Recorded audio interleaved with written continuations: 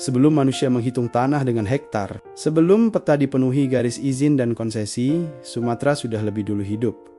Pulau ini bukan sekadar daratan besar di barat Nusantara. Ia adalah tubuh hijau yang bernapas. Hutan lebatnya menutup hampir seluruh wajah pulau. Sungai-sungai panjang mengalir seperti nadi. Kabut pagi turun dari Bukit Barisan, dan di bawahnya kehidupan bergerak perlahan, sungguh kehidupan yang seimbang.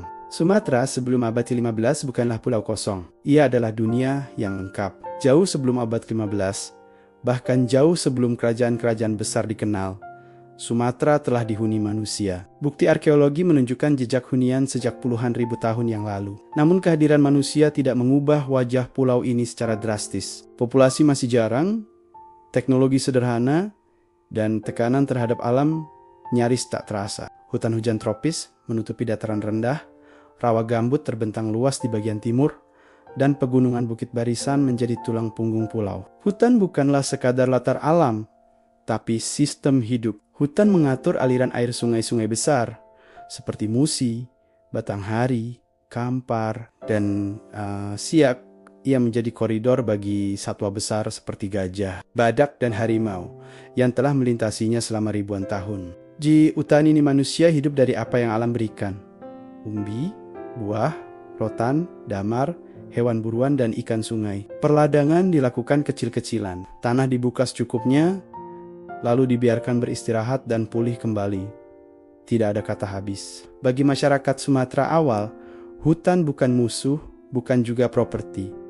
Hutan adalah ruang hidup bersama. Ada aturan tak tertulis. Ambil seperlunya. Jangan merusak sumber, dan jangan melanggar batas-batas alam.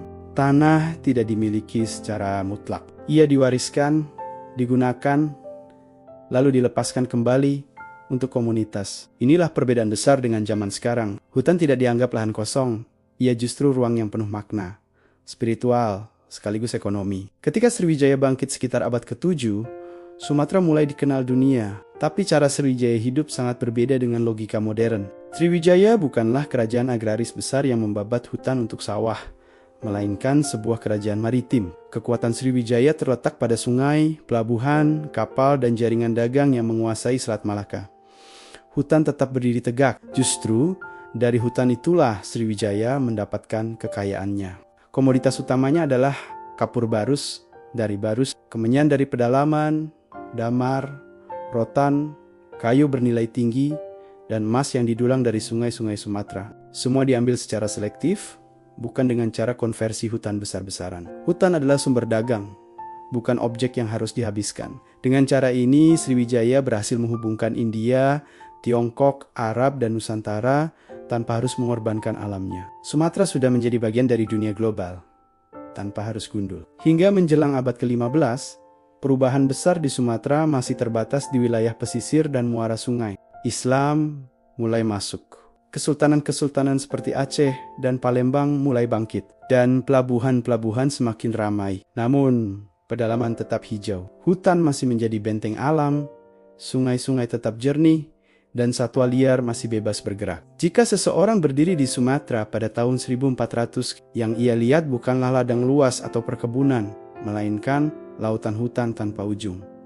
Titik balik besar tidak datang tiba-tiba. Ia datang perlahan, melalui peta dan arsip. Era kolonialisme membawa sesuatu yang benar-benar baru, logika pengukuran, pemetaan, pencatatan, dan klasifikasi tanah. Hutan mulai dihitung, tanah mulai dibagi dalam konsesi dan batas administrasi. Hutan mulai dilihat sebagai sumber kayu, lahan tanam komoditas, dan aset negara yang bisa dieksploitasi. Namun bahkan pada masa kolonial, sawit belum menjadi aktor utama.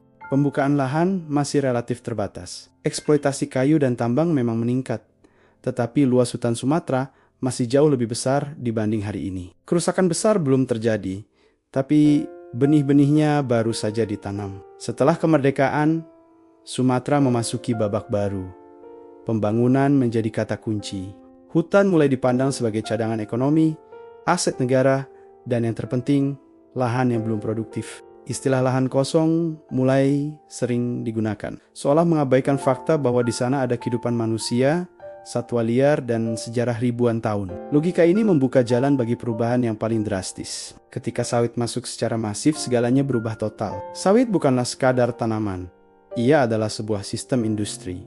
Ia membutuhkan lahan yang sangat luas, drainase untuk mengeringkan tanah, kondisi monokultur di mana hanya ada satu jenis tanaman, dan tentu saja modal yang sangat besar. Hutan tidak bisa hidup berdampingan dengan sistem sawit. Untuk menanam sawit, hutan harus ditebang, gambut harus dikeringkan, aliran sungai harus diubah, dan satwa liar harus pergi. Di pesisir timur Sumatera, rawa gambut yang terbentuk selama ribuan tahun dikeringkan hanya dalam hitungan dekade, bahkan bulan. Api seringkali menjadi alat termurah untuk membersihkan lahan, menyebabkan asap menyebar kemana-mana. Apa yang mampu bertahan selama ribuan tahun, hilang hanya dalam satu generasi. Hutan adalah sistem yang kompleks, sementara kebun sawit adalah sistem tunggal yang rapuh. Di dalam hutan, ribuan spesies hidup berdampingan, tanah menjadi subur secara alami, dan air terserap perlahan ke dalam tanah, mencegah banjir. Sebaliknya, di kebun sawit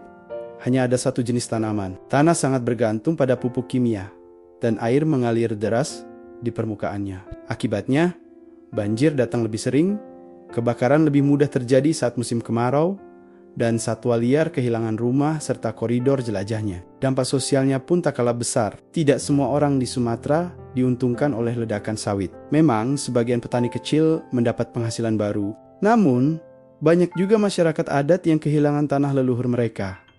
Konflik lahan meningkat tajam. Ketergantungan ekonomi pada satu komoditas membuat masyarakat menjadi rapuh. Hutan yang dulu menyediakan berbagai sumber kehidupan, mulai dari pangan, obat-obatan, hingga bahan bangunan, kini digantikan oleh satu tanaman saja. Ketika harga sawit di pasar global jatuh, tidak ada banyak alternatif tersisa. Jika kita menarik garis panjang sejarah, kita akan sadar bahwa kerusakan ekologis di Sumatera bukanlah takdir atau bagian dari jati dirinya. Selama ribuan tahun sebelum abad ke-15, pada masa Sriwijaya, bahkan di masa Kesultanan awal, hutan Sumatera tetap berdiri megah.